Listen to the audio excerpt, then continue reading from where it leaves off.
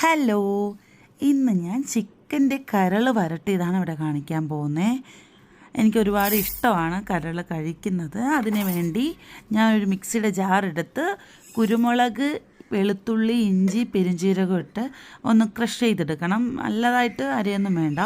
പിന്നീട് മൺചട്ടി വെച്ച് അതിലേക്ക് ഒരു പട്ട, ഒരു ഗ്രാമ്പു, ഒരു ഏലക്ക ചേർത്ത് അതിൻ്റെ പച്ചമണം മാറുന്ന മുമ്പ് തന്നെ അതിലേക്ക് ഒരു സവാള അരിഞ്ഞത് ചേർത്തിട്ട് നല്ലപോലെ വഴറ്റുക.